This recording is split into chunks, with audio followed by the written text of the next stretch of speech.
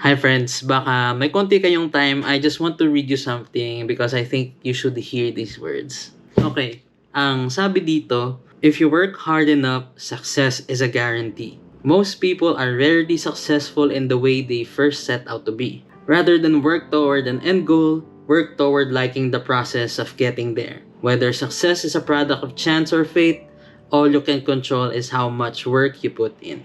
And galing nga pala yun dito sa 101 essays that will change the way you think. Oh, and actually hindi ko naman binabasa tong libro na to. It was actually my wife who shared those words to me. So siya talaga yung nagbabasa nito. Binasa niya lang sa akin. And I thought it was really beautiful. As someone who is pursuing content creation, it can get demotivating sometimes. Siyempre, andyan yung cycle ng pag-film, pag-voice over, pag-edit, and pag-upload na I spend a lot of time. Tapos, when you upload, minsan wala pang manonood, minsan 100, kung pala rin. And when I compare my output to others, siyempre nakaka-discourage. Pero let me make this clear, I'm not really complaining. It's just that as I do it more, medyo nakaka-burnout siya at siyempre hindi mo nami-meet yung results na gusto mo. Kaya naman when my wife read this to me, it really resonated. Kasi kung ano man yung piliin natin ni pursue, ang makokontrol lang talaga natin is yung work na pinuput in natin. And applicable to sa lahat ng fields, whatever you are trying to pursue, kailangan nating mag-put in ng effort. Kailangan nating mag-show up every time kahit hindi 100%,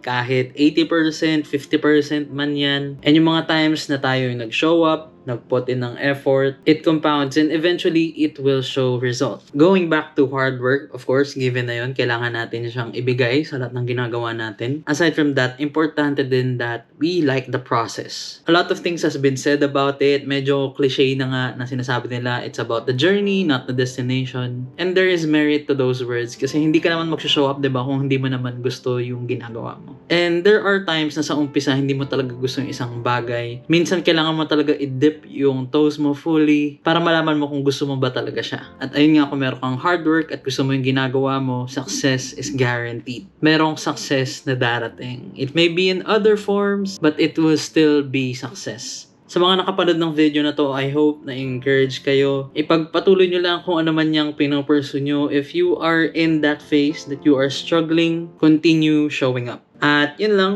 Hopefully, this video gave you value. Happy New Year! Thank you for watching. Wag me and I'll see you in the next one. Bye!